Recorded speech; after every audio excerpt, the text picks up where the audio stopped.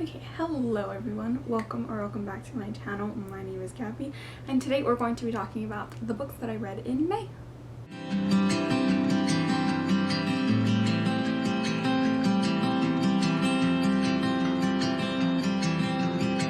So before I get to the book, I just want to address something. So I have makeup on. I have like makeup on, and I don't normally wear makeup in my videos, nor do I just normally wear makeup at all, but I am trying to get more into makeup. So yeah, I'm really liking how this turned out. This is the second time that I've done it. I practiced it yesterday just to kind of make sure that I could like understand how to use the products and stuff, but this is the second time that I've done it, and I'm actually really happy with how my makeup has turned out. So yeah. Okay, so let's get into the book so that this video is not a bajillion years long. So in May, in my May TBR, I set the goal to only read BIPOC authors. That kind of went downhill because I ended up entering a reading slump, though the majority of the books that I read were from BIPOC authors, except for one. And I'm going to start with that one because I finished it first, and it was only because I had started reading it by like the very end of April and I didn't get to finish it, and that is why it's on this list. So the first book that I read in May was The Crown of Gilded Bones by Jennifer L. Armentrout. I ended up giving this 4 out of 5 stars. I really liked it, but I just thought that the pacing was just slightly off, and I also thought that some of the scenes didn't entirely need to be there.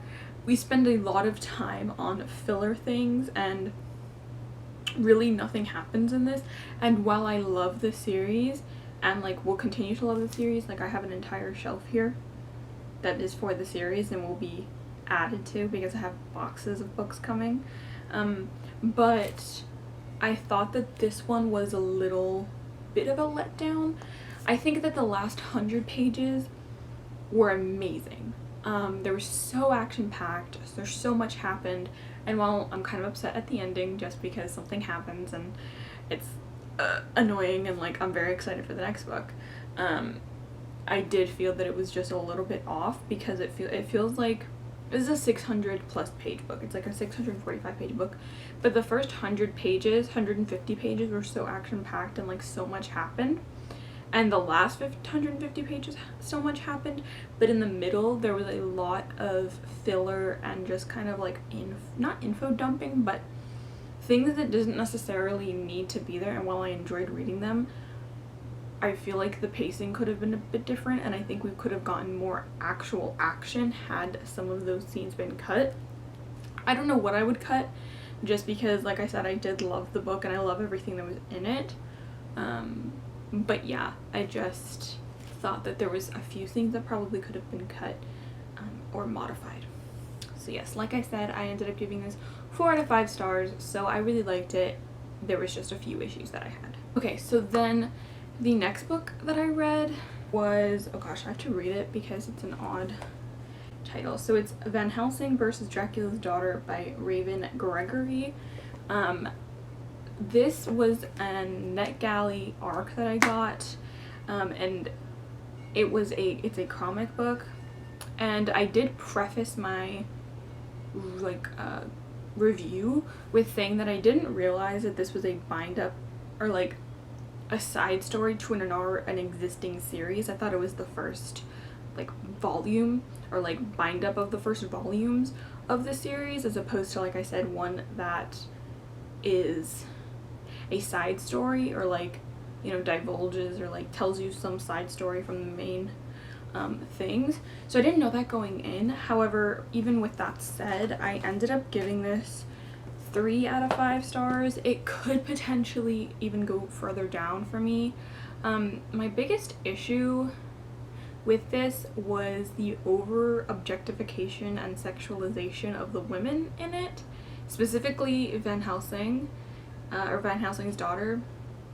Her outfits were very much out there, and some of the things that were said were extremely sexist, and I was like, I don't vibe with that. I just didn't like the way that it was written or anything like that. The thing though is that she's a badass female, but I don't know, I just didn't vibe with it as much as I wanted to, because I thought that the idea for it was really good. I will say that I did appreciate that I wasn't completely confused, because I know, like, I've seen Van Helsing, I know the story of Dracula and all that, so I wasn't completely confused. So when the characters were introduced, like Mina and Jonathan Harker and Van Helsing, and Dracula and Dracula's daughter, like, those people weren't completely foreign to me. However, it was a little bit confusing, but what I appreciated was that when they said something that was referenced from a different book, they told you which book it was in, and like a little asterisk, so I really appreciated that. And even though I'm not going to read them, I think for other readers who are getting into the series that way, it's very helpful that they put the little asterisks there. So yes, those were kind of my thoughts. I wouldn't really recommend it, but it's 3 stars. I mean, I liked it. I think it's more of a 2 to a 2.5 star book, just because I don't know, appreciated the idea but didn't really like the execution. So yeah. Then the book that I read after that was Check Please Book 1, Hockey by Ngozi Ukazu. This was such an adorable book. I ended up giving it 4 out of 5 stars. I absolutely loved it. It was so cute. I loved the baking aspect. I loved the budding romance that was starting. I loved the team, and like the interactions between all of the team, and that the only thing that I found a bit lacking, or not lacking, but I found a little bit annoying that I didn't particularly appreciate, was that in the very beginning of the book, like very beginning, I didn't really like the way that the team talked about girls or like people in general, and some of the language that they used, I was like, okay. And while I do recognize that that is kind of how people talk, I just didn't appreciate it. However, it died down significantly and it wasn't used as much, and I really appreciated it. And like I said, I ended up really appreciating and really loving the relationships within the team, and like all of the friendships and all of the ways that they all interacted with each other, and it was just so adorable. And Eric, our main character, bakes, and it was so, one of my like favorite scenes in this is when he bakes something and like they're all like, ooh, Eric baked something, and they like go running to the kitchen and like gobble it up, and it's, I just love it. I really appreciate that as a baker. Like, I just love that sort of aspect to the book. So yes, like I said, I ended up giving this 4 out of 5 stars. I really loved it.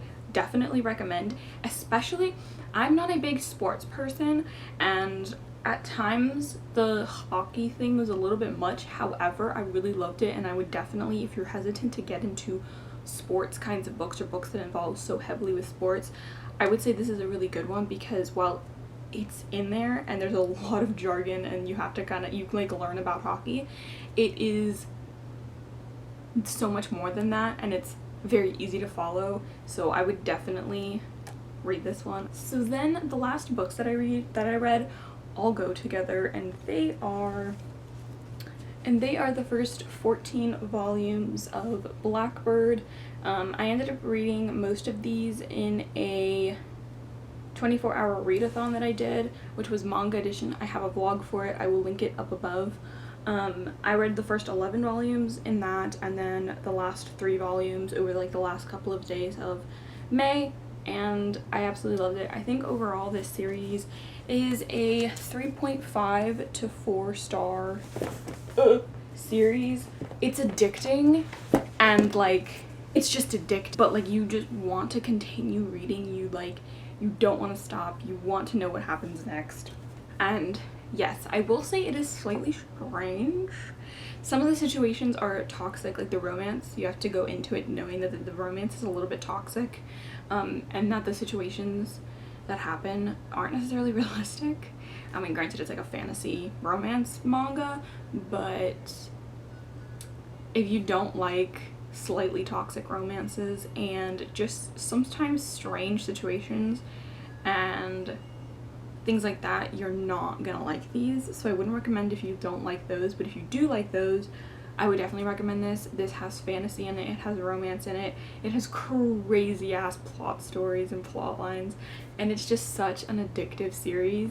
And I ended up giving, I say it in my blog, but I ended up giving my cousin Emily these and the entire 18 volumes that I have, and she ended up reading it in like 4 or 5 days, and she absolutely loved it as well. She said as well, it's so addictive and they're really good.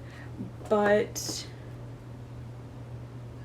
trigger warnings definitely for blood, toxic romance, somewhat sexual assault, somewhat sexual harassment, violence, child abuse, abuse in general. Like, there's so many trigger warnings for this, but it's such a great series, and if you can get past that, I definitely would recommend these. So those are all of the books that I read in May. I did technically end up reading 17 books. It's just that most of them were manga, so they're a bit shorter. But reading is still reading, manga reading is still reading. So yes, but yes. So if you like this video, please go ahead and give me a thumbs up. If you like this video and when you want to see more from me, go ahead and don't be shy and click that subscribe button. If you've read any of these books, please do comment down below and tell me your thoughts on them. I would love to hear them. Wherever you are, whatever time it is, I hope you are well, and I will see you in my next video.